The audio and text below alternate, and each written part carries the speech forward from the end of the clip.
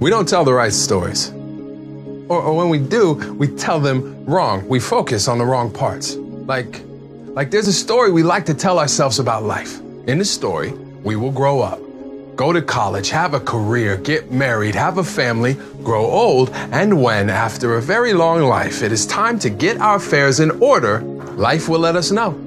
As if death will be so kind as to warn us, he will inform us, like when at the end of a trip, a text arrives, an alert to our phone that says, say your goodbyes, tend to your home, contact your lawyer, settle your affairs. We believe that story to be true until we are blindsided by heartbreak that seems so unfair. Beneath so much debt, it is a struggle just to get air. Everything was fine, and then out of nowhere, the phone rings. A siren wails. We crash straight into a doctor's chair. As the hair on our neck stands up, we stand up unprepared as she pulls the air from our lungs so we can't speak. We listen as she says the words, critical condition, terminal, hit and run. It's in his lungs. You are dying, and there is nothing to be done.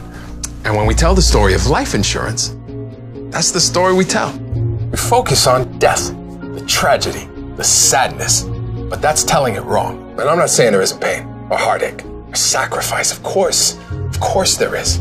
That's life. I mean, those things happen for the same reasons tooth fairies and sunsets and great wine and grandchildren happen. And that's life. It's not that the tragedy isn't there.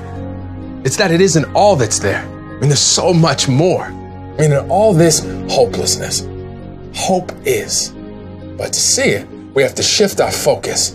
Like standing in the middle of a burnt-out forest, only we don't notice. Instead, we are drawn to where a perfect blue crocus lifts up its head to remind us that on the most tragic days, after we are dead and gone, life will find a way to go on. I mean, sometimes what happens in a moment stays with us for years, and yet the living must lift the head.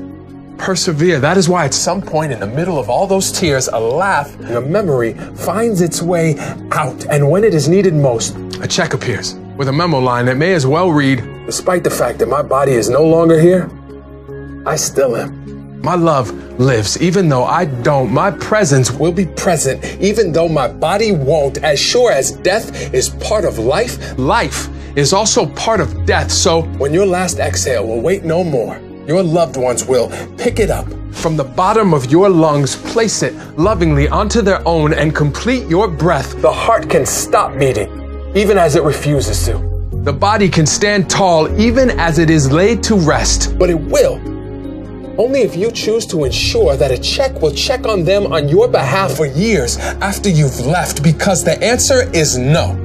When the question is, are you interested in preparing for your death? But when the question is, do you want to take care of your family? The answer is always yes. If you ask my dad about dying, he will tell you he doesn't worry about his final resting place. He worries about my mother and paying the mortgage so she will finally have a place to rest without worry. My friend told me he had one thought as his son raced to the hospital at 3 a.m. with him in the back seat struggling to breathe. He thought, what will happen to my son if I die?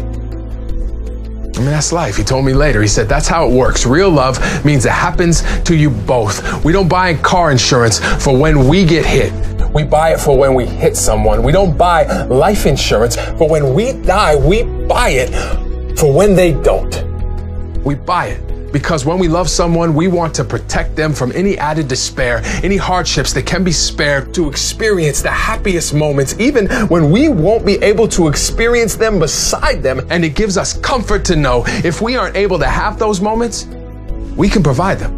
I mean, moments like walking down the aisle, right? Or the first grandchild born, moving into your new dorm, eating together as a family, hanging pictures on the wall of your first home. In all of those moments, Dad is here, Mom is with us, Ethan lives. It is because of Susan this was possible. In all of those moments, we are none of us alone. This is not about memories, but what our lives are able to become. This is about understanding that when you love someone, you do whatever you can to help them, to hold them, to enfold them in the truth of this immutable fact. Life insurance is the final loving act of a person who at the end didn't see flashes of his own life. Instead, he saw the future he wanted for his parents, his kids, his wife, and he knew that if their pain could somehow be lessened, their load perpetually lightened, then perhaps their grief will be less sharp than it might have been. And by preparing for what might be, despite being frightened, it's like taking your loved one softly by the wrist, holding out the life insurance as a gift and saying, This is for all the flowers I would have bought. These are pennies for all of our children's thoughts, the mortgage for the house we finally got. I don't know if it's enough, babe, but it's a lot. Please use it to make the life we dreamed about exist. And if our kids ever wonder if I love them, you give them each a kiss while clenching this life insurance policy in your fist, and you tell them there is no doubt he loved us. He did this